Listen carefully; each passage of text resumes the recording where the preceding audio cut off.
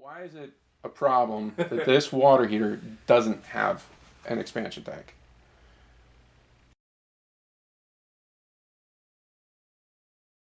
In a fairly typical water heater installation, you'll have a water pipe coming in and a water pipe going out.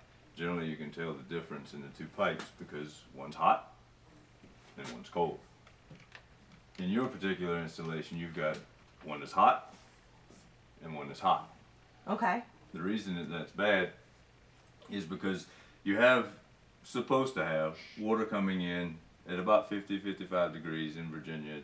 That's the average temperature. This time of year being winter, it's about 50 degrees. So you've got water introduced into the tank at 50 degrees. Cold water is denser than is hot water. The water then goes into the tank at a certain PSI, which is determined by the pressure in your house. That water will expand when it's heated. Mm-hmm. So you've got dense water being introduced at a particular PSI. It's going to fit so much into this sphere. When it heats, it expands. Without an expansion tank, and a good rule of measure to know that you don't have one is you don't have one. You would notice it. It's a fairly large blue tank. Okay.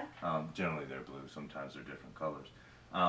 But the other sheer and clear way to tell is when your cold water line is hot.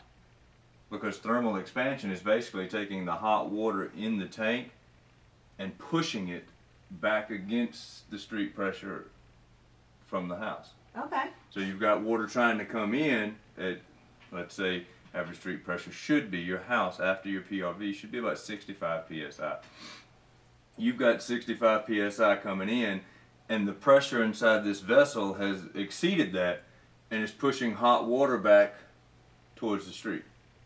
Now, if I go upstairs and turn on my hot water, will this get That pipe cold? will instantly get cold. Okay. Because you've alleviated the excess pressure in here.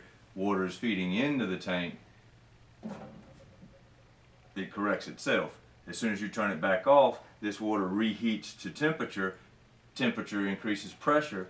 It pushes this water right back. The other reason that that's bad is because not only is it pushing this way, obviously, it's pushing up this pipe. Mm-hmm.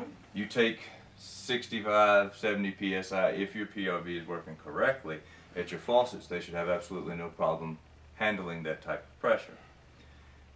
If you shut your faucet down, your house equalizes at 70 psi, this vessel then pressurizes without an expansion tank, which again it's like a shock absorber.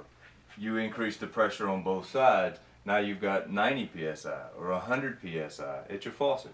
Well, your faucet by manufacturer is only rated to hold back so much pressure. So even a faucet that works correctly, that is in perfect working condition, will oftentimes leak if you don't have a pressure or an expansion tank, because it just can't take the pressure build up. Yeah, it won't hold the pressure that is there. Mm-hmm. It can't. Mm-hmm. Brand new out of the box, it won't. Mm-hmm. That's why having the tank is a good idea. The other reason having the tank is a good idea is inside here is a solid steel vessel. It's not meant to contract and expand and contract and expand and contract and expand, but so many times before it completely gives out. Okay. And then you come down to an indoor pool. Uh-oh.